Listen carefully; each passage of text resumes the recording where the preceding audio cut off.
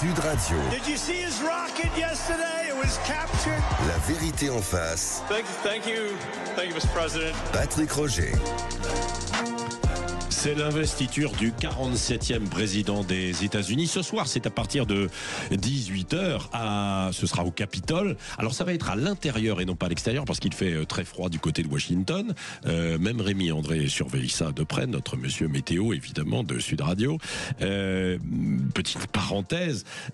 Il y avait donc hier une forme de répétition où il a tenu un meeting, Donald Trump. Il avait à ses côtés le milliardaire Elon Musk, bien sûr, qui est là. Alors certains disent qu'il y aura une rupture, un moment ou un autre. En tout cas, pour l'instant, ils sont là tous les deux. C'est un tandem, une alliance. Bonjour Thomas Forêt. Bonjour Patrick Roger. Vous êtes là pour nous parler justement des réseaux sociaux. Parce que c'est vrai que pour beaucoup, c'est le grand danger qui arrive avec Donald Trump et dans son sillage Elon Musk qui va tout contrôler sur la liberté d'expression, sa version de la liberté d'expression, avec de la manipulation des algorithmes. C'est ce que disent certains, d'ailleurs, à tel point que donc en France, pas qu'en France, mais en France notamment, il y a beaucoup d'élus, il y a des collectivités territoriales, des villes, des départements, des régions qui annoncent qu'ils vont quitter X, anciennement Twitter, parce qu'il y a un risque de manipulation. Quel est votre regard, vous qui êtes à la tête de Waller, qui est un réseau social français, on le rappelle, qui n'a peut-être pas été suffisamment aidé quand il aurait fallu, mais bon, oui, ça c'est une autre histoire. Oui, c'est pas tout à fait la même chose, parce que nous, on travaille pour les entreprises, en fait. Oui, c'est ça. Réseau interne. Non, mais bien sûr. Alors, mon regard, oui, je dirais, c'est pas tout le monde déjà qui déclare qu'il va quitter X aujourd'hui. Ouais. C'est évidemment une frange politique, en fait, c'est-à-dire que ce sont les gens qui sont de la gauche progressiste, globalement très en colère contre les idées politiques de Musk et qui dénoncent une manipulation algorithmique. Alors d'abord, ça n'est pas démontré. Je crois il y a un important certain du CNRS qui ont démontré que il y avait plus de toxicité maintenant, en fait. Oui, d'abord, ils définissent pas le mot toxicité. Deuxièmement, cette étude, elle a été basée sur du volontariat au sein même du CNRS, en annonçant le sujet de l'étude. Donc, on peut quand même penser que les gens qui ont répondu à cette étude, c'était probablement des gens déjà qui avaient une certaine idée politique, pas du tout de mixité sociale par ailleurs. Donc voilà, ça vaut pas grand-chose. Donc ça concerne évidemment des gens qui ont une idée politique précise et qui dénoncent en fait finalement l'adversaire, l'idée politique adverse. Ce qui est un peu affolant, c'est finalement ces gens-là d'abord quittent le débat. Premièrement, puisque ce que veut défendre Musk, c'est clairement la liberté d'expression, c'est-à-dire la possibilité pour tous d'écrire ce qu'il veut sur sa plateforme. Donc le débat a priori peut avoir lieu. Ces gens-là donc quittent le débat. C'est difficile d'avoir un vrai débat où tout le monde écrit tout ce qu'il veut sans aucun contrôle. En fait, c'est ça aussi qui est reproché, c'est-à-dire de ne pas avoir de régulation, de contrôle, quoi. Ce qui peut se comprendre, quoi, bien sûr. C'est comme si moi j'organisais un débat et puis alors tout le monde, allez, c'est parti. Oui, bien sûr, mais les réseaux sociaux ne sont pas comparables, je crois, à des assemblées plus restreintes que sont, par exemple, les plateaux radio. Alors, Musk a quand même mis au point l'inverse du fact-checking, c'est-à-dire ce qu'on appelle les community notes, c'est-à-dire que c'est la communauté elle-même qui va aller regarder, fact-checker l'ensemble des tweets qui sont publiés. C'est un système qui fonctionne très bien et qui est capable évidemment de réguler. Bon, moi je prétends pas du tout que telle ou telle chose soit la bonne, mais je pense que c'est beaucoup d'hypocrisie. Compte tenu de ce qu'on apprend, de ce qu'on sait, en fait, la censure sur les réseaux sociaux, ça existe depuis très longtemps. Et évidemment, c'était pas jusqu'alors dans le sens de ces gens-là. Qu'est-ce qui existait comme censure sur les réseaux sociaux, selon vous ? Eh bien, c'est ce qu'on a vu notamment il y a 2 ans dans les Twitter Files, quand Musk a racheté X, Twitter. Il a proposé à des journalistes américains, il leur a donné un certain nombre d'extraits de communication, de notes qu'il a trouvées en arrivant chez Twitter, de l'ancienne gouvernance de Twitter. Et c'est des notes qui, normalement, auraient dû produire un scandale. En réalité, les quelques journalistes qui se sont occupés de ça ont sorti quelques papiers, puis l'affaire a été totalement étouffée. Et ce que ça a démontré va avoir un impact probablement très important dans les semaines qui arrivent, parce que ça a démontré une accointance entre les employés de Twitter et le FBI notamment, qui en réalité qui censurait et qui contrevenait au premier amendement américain. Et donc, ce qui va probablement arriver sont des procès au sein même du FBI de gens qui vont aller en prison. Ah oui, vous croyez? Mais bien sûr, ça va mais aller bien sûr, jusque-là. mais bien sûr. Ouais. Parce qu'il y avait une accointance trop forte sur quoi? Alors, ça s'est énormément amplifié au moment du Covid. Au moment du Covid. Voilà, oui. mais c'est pas la seule, le seul épisode. Il y a eu l'affaire aussi du laptop du fils de Biden, si vous vous souvenez bien, qui avait été perdu dans une boutique, puis récupéré par les renseignements, etc. Évidemment, il y avait quelques scandales. Alors, c'est vrai d'ailleurs que vous parlez du Covid, c'est quand on regarde certains réseaux sociaux, et à l'époque justement aussi du Covid, quand on était au moment les plus forts, il y avait des chartes qui devaient être respectées. Sur YouTube, par exemple, on devait respecter certaines chartes. On ne devait pas remettre en cause, par exemple, la vaccination ou un certain nombre de choses. C'est ce qui était dit dans la charte. Sinon, il y avait des avertissements. Et puis, c'était les algorithmes qui faisaient le boulot. D'ailleurs, on ne pouvait pas du tout intervenir. Exactement. C'est ce qu'on appelle la censure. Ça a été un point très censure pour vous, pour d'autres, ça va être de la non. régulation. Non, quoi. Quand je dis censure, tout à fait au sens propre du mot. Censure, un propos est là, il est supprimé. Un compte est actif, il est supprimé. Mais tout ça a été confirmé la semaine dernière par Mark Zuckerberg lui-même, le PDG Facebook, de Meta et de Facebook, qui a confirmé que le FBI avait une prise directe sur les contenus. Et à l'époque, il s'agissait, et on peut penser aussi, évidemment, nous en Europe, on n'a pas de réseaux sociaux européens, donc vous imaginez bien qu'on en a fait les frais également. Eh bien, toute pensée qui n'était pas conforme à la doxa était supprimée. Alors, évidemment, on ne parle pas forcément de complotisme ici. On parle aussi probablement de gens peut-être qui veulent du débat, qui veulent s'interroger, qui veulent des réponses. Voilà.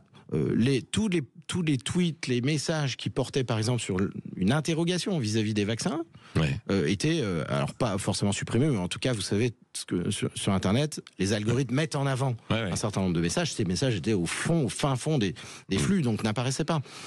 Et c'est ça qui est en train de changer. C'est en fait, finalement, ceux qui accusent X de censure ou de contrôle ou de je ne sais quoi, en fait, ils vont se rendre compte dans quelques jours, dans quelques mois ou dans quelques années, ou jamais, si ils sont pas fins, ils vont se rendre compte que c'est l'inverse. C'est l'inverse. Ouais. Bon, écoutez, on va poursuivre. Et dans un instant, on va parler aussi de TikTok, parce que justement, vous avez vu que le TikTok américain, la version aux États-Unis devait être stoppée. Elle a été stoppée quelques heures. Finalement, c'est reparti. Vous allez nous expliquer pourquoi, Thomas Forêt, avec Joseph Ruiz dans un instant. Vous voulez réagir à ce qui vient d'être dit autour de Musk et Trump? Est-ce qu'ils vont déclencher entre guillemets une nouvelle guerre froide sur les réseaux sociaux? Je parle notamment d'un point de vue numérique. Why not? Vous nous appelez 0826 300 300. Hello Washington and hello America. Sud Radio. We're going to stop the invasion of our borders. We're going to reclaim our wealth. La vérité en face. And we are going to make America great again. Patrick Roger. Il avait la pêche encore cette nuit, Donald Trump, avant l'investiture qui va avoir lieu ce soir à 18h du côté du Capitole, puisqu'il a eu un premier meeting devant une foule de 20 000 personnes. Bon, évidemment, où c'était une foule enthousiaste, il n'y avait pas d'adversaire, donc c'est plus facile de se sentir porté. Mais le tribun était toujours là pour dire je vais agir, vous allez voir immédiatement, j'en ai la conviction, ça va être le plus grand moment de l'histoire des États-Unis. Alors attention, parce que ça évidemment ce sont des paroles. Derrière il y aura une forme de réalité, de pragmatisme. Par exemple, il disait qu'il allait arrêter la guerre avec la Russie, entre l'Ukraine et la Russie immédiatement. Il voit que ça va mettre plus de jours. Il y a l'affaire des otages, il y a la Chine, il y a énormément de choses. Et puis même Topo, il veut mettre des droits de douane, il va y avoir des répliques de l'autre côté. Bon, nous verrons. On ne va pas non plus juger en fait trop trop vite. En tout cas, ce qui est intéressant, ce que disaient beaucoup d'auditeurs tout à l'heure qui nous appelaient au 0826 300 300, et vous pouvez continuer de nous appeler d'ailleurs dans La Vérité en face, c'est que il va secouer l'Europe et le monde, et qu'il y a besoin d'être secoué. Alors sur le plan des technologies, nous en parlons parce qu'il y a évidemment Elon Musk qui est à ses côtés, accusé par certains de manipuler X et les algorithmes en sa faveur, d'une certaine liberté d'expression. Thomas Foré, vous êtes avec nous, président fondateur de Waller, spécialiste des réseaux sociaux, et vous nous avez dit que c'est pas exactement ça. Il devait y avoir la suspension immédiate là de TikTok aux États-Unis. Finalement, ça a été suspendu, le réseau chinois, Joseph Ruiz, uniquement quelques heures hier. Exactement. Alors, pourquoi alors ? À l'heure à laquelle où on parle, Patrick, oui, c'est toujours possible de télécharger TikTok aux États-Unis, mais c'était plus le cas hier parce que pendant quelques heures, la loi votée par la Cour suprême est entrée en vigueur. 9 juges avaient validé à l'unanimité le bannissement de l'application qui posait un risque pour la sécurité nationale. Et là, donc, intervention de Donald Trump, le président élu, va prendre un décret juste après son investiture. Oui, il va à nouveau autoriser TikTok si et seulement si 50% de la filiale américaine est vendue à des investisseurs américains. Pour rappel, ils sont quand même 170 millions à utiliser TikTok aux États-Unis. Alors évidemment, il y a Elon Musk qui est intéressé par ce rachat, mais il y a un autre nom qu'on connaît bien en France, parce que c'est un nom qui vient du sport, c'est Frank McCourt qui est intéressé, le propriétaire de l'Olympique de Marseille. Donc bon, on voit bien qu'il y a des investisseurs américains qui sont intéressés. Sur son propre réseau social, Truth Social, Donald Trump a récemment déclaré du coup qu'il va rencontrer Xi Jinping et que ce sera l'un des dossiers importants, et le PDG de TikTok devra assister à l'investiture de Donald Trump. Donc il y a des échanges. Oui, il est prévu qu'il assiste tout à l'heure donc à cette investiture. Vous avez raison, le PDG de TikTok. Donc à un moment donné, c'était malvenu quand même de dire vous venez à mon investiture, mais vous c'est fermé aux États-Unis, on récupère tout, etc. Thomas Foré, si on va dans le fond de l'affaire, ce qui est reproché à TikTok par la Cour suprême, par les Américains, c'était de finalement capter les données des citoyens américains, quoi. C'est ça en quelque sorte. Oui, bien sûr, le numérique et les outils numériques sont des instruments de puissance, des instruments aujourd'hui de connaissance, et évidemment avec énormément d'informations qui vont directement dans la connaissance des services chinois.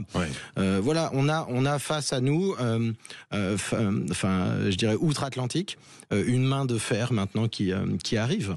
Et donc Trump intelligemment dit on va pas supprimer, parce que je pense qu'il se serait mis énormément d'Américains à dos. Puis c'est l'hôpital qui se moque de la charité, parce que qu'est-ce qu'ils font les Américains avec les GAFA mais c'est un instrument de puissance. Là-dessus, ils font la même chose. Ils sont absolument cohérents. Ils n'ont aucune envie d'être. Ils sont dans un rapport, si vous voulez, la guerre économique aujourd'hui principale, c'est Chine-États-Unis. Donc ils sont dans un rapport de force avec la Chine, probablement un rapport de force intelligent. Je pense que un pays qui est capable d'interdire comme ça une application aussi répandue du jour au lendemain, quasiment, c'est quand même la démonstration tout simplement que la loi compte avant tout.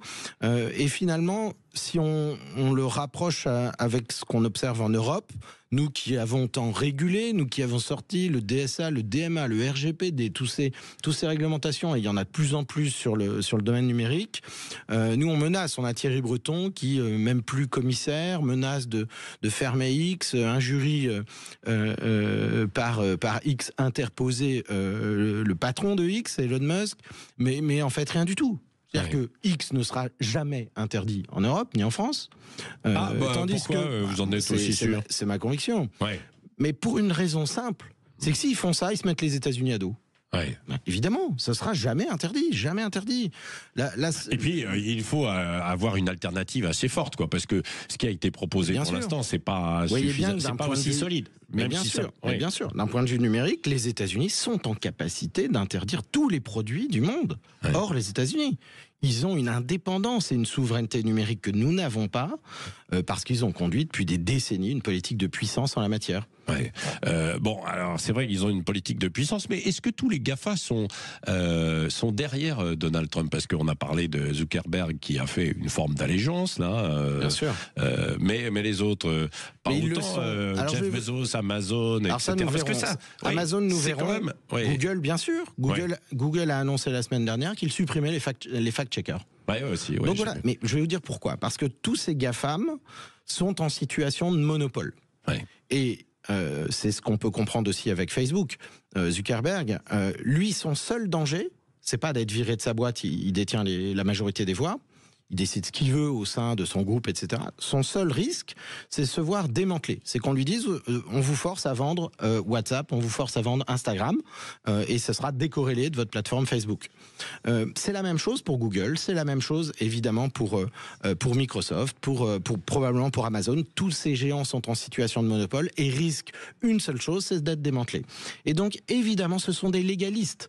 Quand Biden était au pouvoir, ils suivaient les ordres de Biden. Quand Trump va être au pouvoir, ils suivront les ordres de Trump. Il n'y a aucun doute là-dessus. Alors, quand tout à l'heure des auditeurs disaient c'est le moment de se secouer en Europe, est-ce que en Europe et en France, c'est l'occasion aujourd'hui de construire des réseaux sociaux ou alors c'est vraiment trop tard? Alors, moi, ma conviction, c'est que c'est jamais trop tard. Bah oui. C'est jamais trop tard. D'ailleurs, on le voit à chaque fois qu'il y a une crise, on est capable de faire des choses extraordinaires. D'un point de vue humain, je veux dire, c'est pas propre à la France. Hein. Maintenant, est-ce que cette élection, en fait, et la prise de pouvoir de Trump accompagnée de Musk, va être un sursaut pour l'Europe et en particulier les Français pour pouvoir se dire bah tiens nous aussi il faudrait qu'on ait, je ne sais pas, parce que pour moi ça dépend beaucoup des personnes qui sont élues, des personnes qui sont au pouvoir. Or aujourd'hui il me semble que dans une forme de continuité d'inaction et d'inambition pour la France, on est pas mal, c'est-à-dire qu'il y a eu zéro ambition réelle de puissance technologique. Voilà, il y en a pas. Il y a projets. Vous avez eu votre projet. Il y avait YouTube, il y avait le Dailymotion version française européenne. C'est porté par des entrepreneurs. Là, je parle des politiques. Ce qui manque fondamentalement, c'est une vision politique cohérente qui nous permette d'atteindre soit un rehaussement industriel, un rehaussement dans le numérique. Ça, aujourd'hui, je ne vois pas comment ça peut être. Et pourtant, on disait justement que Emmanuel Macron était le président de la Startup Nation et que la tech allait être son fer de lance, quoi. Il a échoué. La Startup Nation, ça consiste à une chose, c'est faire grandir quelques entreprises jusqu'à arriver à un stade qu'on appelle les licornes, et ensuite les revendre. Voilà. Et donc ça, c'est une des stratégies d'Emmanuel Macron depuis 7 ans, qui était beaucoup portée par Cédric O. Et moi, c'est Cédric O qui m'avait expliqué ça. Voilà que c'était la première phase. Ancien ministre du numérique. Exactement, pardon. Qui était la première phase pour faire venir les investisseurs étrangers en France, et qu'après nous verrions pour conserver nos propres entreprises. Bref, c'est une stratégie de fuite des capitaux. Et il y a d'autres, enfin il y a deux autres stratégies numériques qui sont totalement opposées. Il y en a une portée par l'ANSSI qui consiste à protéger les données sensibles, que je trouve très cohérente. Puis il y en a une troisième qui est portée par la direction interministérielle du numérique qui consiste à dire vive l'open source, on développe pour l'État nos solutions en interne uniquement et on ne fait surtout pas confiance aux entreprises. Donc vous voyez, il y a 3 versions de la stratégie numérique d'Emmanuel Macron, totalement incohérentes, qui partent dans tous les sens, tantôt pour l'affichage, tantôt pour le bien-être des fonctionnaires et tantôt, je ne sais pas, pour la sécurité nationale. Les quelques chercheurs du CNRS qui ont mis au point une application là pour les gens qui veulent quitter X et se retrouver, ne pas perdre leurs abonnés et se retrouver sur un réseau alternatif, oui. Mais ça donne quoi, ça? Qu'est-ce que ça peut donner à l'avenir? Est-ce que ça peut être un point de développement pour un nouveau réseau ou pas? Honnêtement, je pense pas du tout. Alors, ce qu'ils ont fait, le CNRS en quelques jours, quelques agents ou fonctionnaires du CNRS ont pris sur leur temps de travail, payé par les Français, finalement, le temps de développer un projet politicien, qui est de dire on quitte X parce que c'est mal, le camp du mal. Ils ont développé un branchement entre les API de Twitter et les API de Blue Sky ou Mastodon. Nous verrons bien. Moi, je pense que ces gens-là auraient mieux fait de se concentrer sur leur mission principale, qui est de faire de la recherche et de ne pas utiliser l'argent du contribuable. Mais si c'est de la recherche qui finalement, c'est pas de la recherche. Non, mais c'est absolument pas de la recherche. C'est pas de la recherche. C'est du développement, de brancher des API entre elles d'un point de vue technique. Pour une fois que c'est concret. Pour une fois que c'est concret, diront certains. Oui, bien sûr, volontairement. C'est un peu de provocation, mais non, mais c'est vrai. Franchement, c'est honteux. C'est honteux. Ah bon, ouais. C'est pas la mission du CNRS que de faire ça. Ouais. Je suis désolé. C'est détourner en fait un peu les choses, hein, c'est ce que vous dites. Merci, allez, nous poursuivons La Vérité en face. On se dit les choses évidemment sur Sud Radio ce matin autour de Musk et Trump qui sont les nouveaux maîtres du monde aujourd'hui, ou en tout cas ce soir après l'investiture. On va voir combien de temps ça va durer et comment ça va se passer. Vous voulez réagir, 0826 300 300, et puis dans un instant on va appeler un journaliste franco-américain, Gérald Olivier, qui sera avec nous aussi, avec Thomas Forêt du réseau Waller. Come here, Elon. Sud Radio. Did you see his rocket yesterday? It was captured. La Vérité en face. Thank you, Mr. President. Patrick Roger. La Vérité en face autour de l'investiture de Donald Trump ce soir à 18h au Capitole. Nous en parlons avec Thomas Forêt, qui est spécialiste des réseaux sociaux, président fondateur de Waller, spécialiste qui est un réseau social en France, qui travaille avec des administrations notamment et la défense également. Et puis nous sommes en ligne aussi avec Gérald Olivier, qui est un journaliste franco-américain, spécialiste des questions des États-Unis, qui a écrit Cover Up, et chercheur à l'IPSE. Bonjour Gérald Olivier. Bonjour.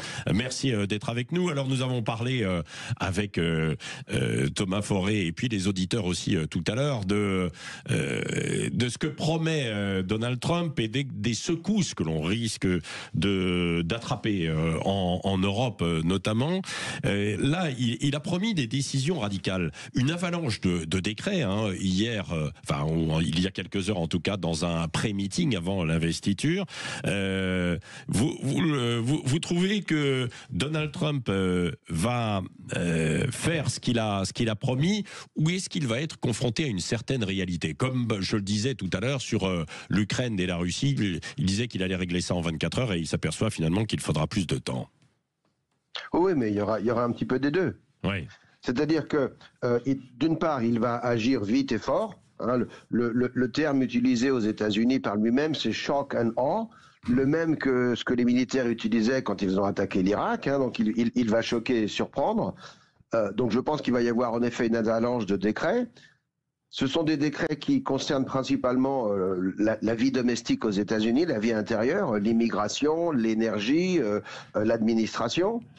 Par contre, une fois ce décret passé, il est très possible qu'un juge intervienne pour dire qu'il est inconstitutionnel, qu'il y ait un challenge, qu'il y ait un défi, qu'il y ait une difficulté.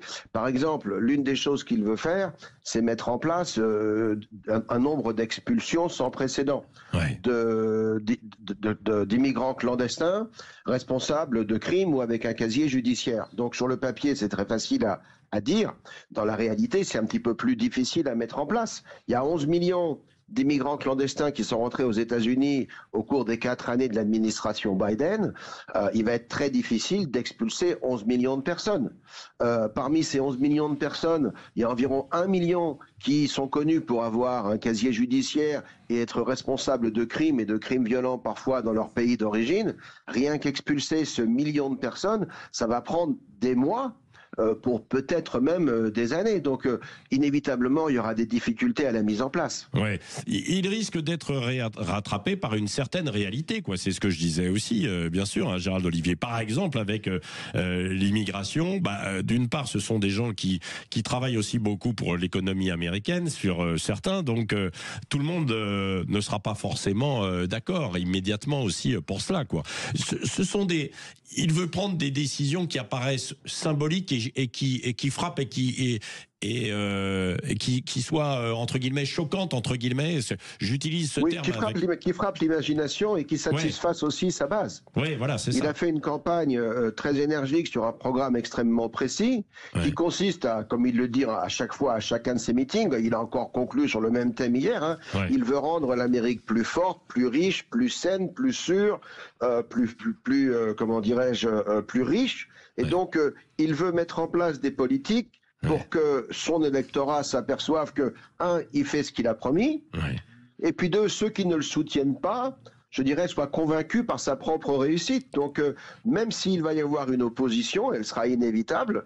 Je pense qu'il a mis en place en plus une équipe, son cabinet est déjà très largement organisé, des gens qui vont aller et soutenir cet objectif. Il y a beaucoup de cohérence dans son administration cette année, et je pense qu'il va essayer de mettre en place ce programme. C'est jamais aussi facile à faire qu'à dire, ça c'est une évidence, mais il veut à la fois satisfaire son électorat et convaincre ceux qui ne l'ont pas soutenu. Oui, voilà, absolument. Merci, c'est bien résumé. Merci, Gérald Olivier. On vous rappellera évidemment, bien sûr, parce que là, c'est avant l'investiture et il y aura des décisions qui interviendront. Merci Thomas Forêt d'être venu ce matin. On va suivre ça, et notamment le tandem Musk-Trump, parce que certains ont des doutes en se disant, est-ce qu'il n'y aura pas une rupture à un moment donné, parce que tous les deux ont de gros égos, quoi. Mais évidemment, bien sûr. Dans un instant, on va poursuivre avec Gilles Gansman, Valérie Expert, qui reviendront bien sûr dans la partie média avec Étienne Lénart, notamment, qui est le chef du service étranger de France Télévisions, parce qu'il y aura une retransmission ce soir de cet événement sur France Télévisions. On se retrouve demain, La Vérité en face, et puis ce soir à suivre évidemment aussi dans les vraies voix cet événement américain. Il est quasiment 10h sur Sud Radio.